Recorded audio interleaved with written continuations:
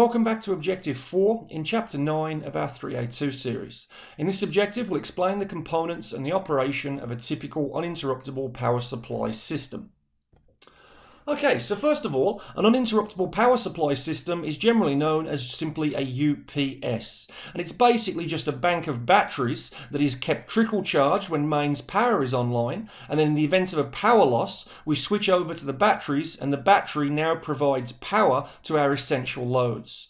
Typical sorts of loads for a UPS are going to include things like computer applications, such as our control panels, HMIs, PLCs, that sort of stuff, some sort of life support equipment, typically some emergency lighting applications. So that's what you're generally going to find a UPS will be used for. Now, a quick note, a few of you might have come across or heard of something called a central battery system, called a CBS. And the classic question is generally, what is the difference between a UPS and a CBS? Well, a CBS, a central battery system, is generally a more dedicated unit, i.e. a bank of batteries that's only going to supply power to life support equipment. Typically things put on its central battery system are going to sort of exclusively be emergency lighting. That's a common application, and that's all going to be located in a central battery room. And that room, of course, is going to be dedicated just for that central battery system. It will also have emergency ventilation in there as well. Generally for a UPS, the UPS is going to be found in the MCC, and the UPS can be a little bit more generic or varied in terms of what it can supply power to. There are some constructional feature differences, but we won't discuss them as they're beyond the scope of the course. Utilization is the basic difference between those two systems. So I just thought I'd mention that in case you come across a central battery system or you've seen one previously. Okay, so let's talk the basic layout of a UPS before we take a look at the diagram that's supplied to you in your textbook. So first of all, knowing that a UPS is basically just a bank of batteries that supplies power in the event of a power loss, this diagram should now make a little bit of sense. So on the left-hand side of our diagram, we've got our main supply bus, and I've just chose to use the values that are quoted in your textbook here of 600 volt three-phase supply. That's now going to feed into our UPS unit, and the first things first, it comes into a rectifier stroke charger. The rectifier is simply going to convert the AC into DC, and the charger is then going to take that DC and trickle charge the battery bank. And again, trickle charge just means it keeps a slow charge going to ensure that the battery bank is kept at 100% capacity, so that when we do switch to them, we have the full life capacity of the battery. The next component moving to the right is an inverter. An inverter is simply the opposite of a rectifier. The inverter will change DC into AC. Then the last device over here is called a static switch. And a static switch is simply going to switch between main supply being fed down here through the bypass line or from the battery bank. And this static switch will operate incredibly quickly. How quickly? Within 1/4 of a cycle. And how fast is a cycle? Well, remember, we are doing 60 cycles per second on 60 hertz. So this is going to occur within 4.2 milliseconds switching over. And this is then going to supply our single-phase AC loads downstream with an inverted DC supply. And that's how we can supply AC loads from a UPS. Simply putting that DC supply from the batteries through the inverter, and then we can feed single-phase AC. Now this happens so quickly that your computers wouldn't trip, for example, or wouldn't lose power. And that's the beauty of a UPS. We can keep our DCS and our control panels online throughout a power cut. So this is the diagram that's found in your textbook, and straight away you can see it's a little bit more complicated than the one I showed you on the previous slide as an introduction to what comprises a UPS.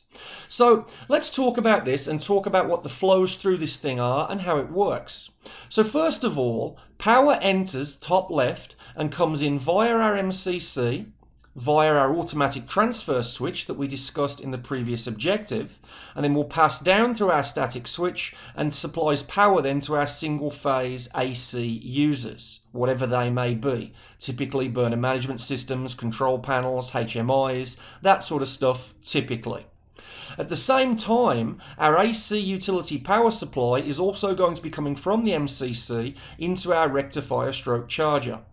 The rectifier, once again, is going to change the AC into DC, and then the charger is going to take that DC and trickle charge our battery bank to ensure it's kept at a maximum capacity. At the same time, this rectifier is going to be supplying power to our end users that are now using DC. And just a quick note here on this diagram. In this block here on the diagram, it's labelled up as 125 volt users, but then at the bottom of page 17, it says in the text that they're 120 volt users.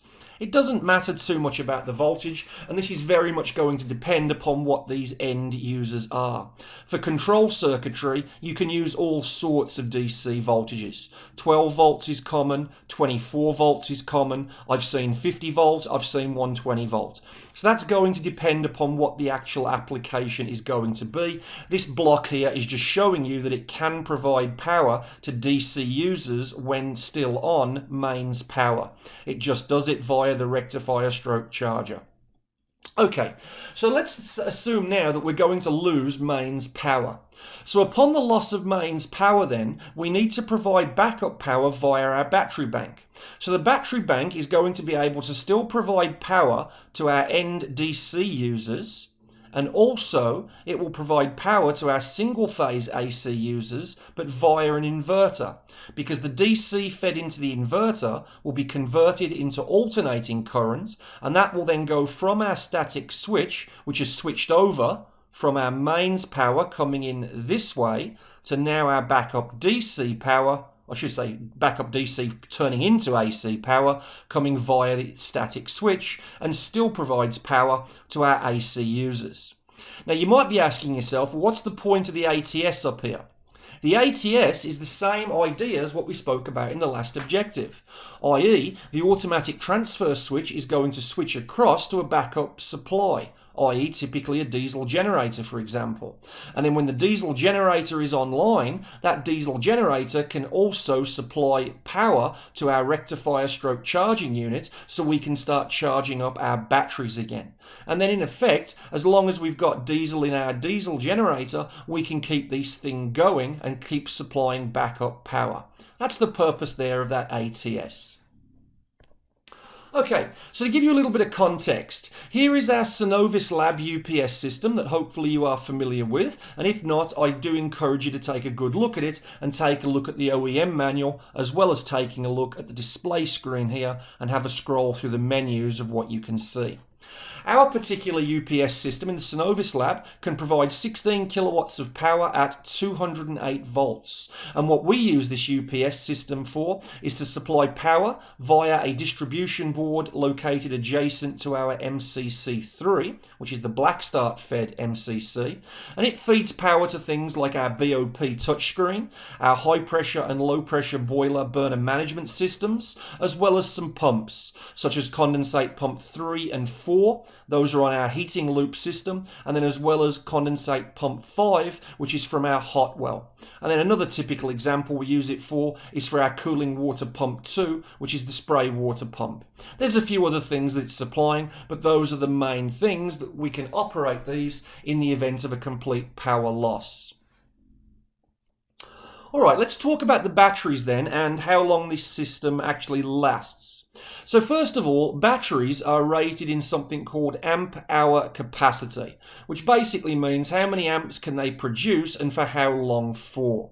Now typically the UPS system's battery should last at least 4 hours, but that's going to depend upon the cost of the system, the size of the system, and what exactly is the application. I've seen some UPSs not last long at all. The longest I've ever seen a UPS system last in a plant is around 6 hours. So it is going to depend, and it's also usually governed by legislation as well. For certain applications there are various documents such as CSAs, that sort of stuff, and they will state things such as how long the backup power supply should last for that particular application. The batteries themselves are lead acid batteries, similar to what you have in your motor vehicles, for example, and they contain a solution of sulfuric acid within them. So care must be taken, because if the batteries are broken or cracked or the seal is lost, then they can vent hydrogen gas. Now, to protect against this, the batteries will actually have a relief valve on them, and that relief valve will typically lift at 41.3 kPa and then reseat at 15 to 20 kPa. That is a very popular question to be asked that one in an exam, so please ensure you highlight these values in your textbook like I have on my slide here for these pressures, as well as the stated 4 hours for battery life. Now again, if this is located in a dedicated room and we're talking a large bank of batteries, there will also be a ventilation system in that room to ensure that we vent that hydrogen gas to atmosphere and it's not maintained in the room. For large battery rooms, something you should also be aware of is they typically have lights over the door, and it's like usually a red or a green light. When the green light is on, it's safe to enter. If the red light is on, it means hydrogen is being vented and the emergency ventilation system is activated, so you should not enter the room. So be aware of that regarding battery rooms. Okay, so let's talk UPS maintenance here, which is pretty straightforward, and it is also taken care of exclusively by the electrician. So first of all, UPS systems need to be tested 4 times a year or once a quarter.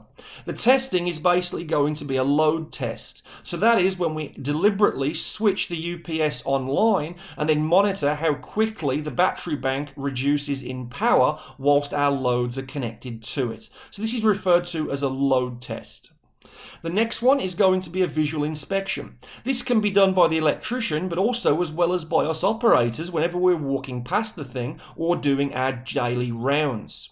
This typical sorts of things is going to be looking for what you would expect. Any signs of physical damage, such as cracks, leak, any distortion or swelling in the battery cases, looking at the battery posts themselves or the battery terminals and looking for any signs of corrosion, and also ensuring there's no clutter or no litter around them and access is free to the batteries, as well as there is sufficient convective cooling to them also. Third, torquing of the connections. This will be performed annually, and the torque connections for the battery posts must be as per the manufacturer's specifications. And again, don't over tighten them because this can damage the terminals. Don't under tighten them because that can cause a high resistance joint that will then increase the temperature, and again, overheating is dangerous. 4, cleaning. This is just simply cleaning any dirt, dust, or any sort of corrosion, or either any sort of foamy like residue that you sometimes see if it has leaked that sulfuric acid electrolyte solution. That can be cleaned with a neutralizing solution and simply a damp cloth.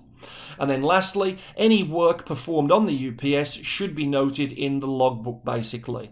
There will generally be a record kept by the electrician, but also we need to keep the records in our logbook of what's been done to the UPS in terms of date, work, typical things, if any batteries have been replaced, any maintenance activity that's been performed upon it must all be recorded.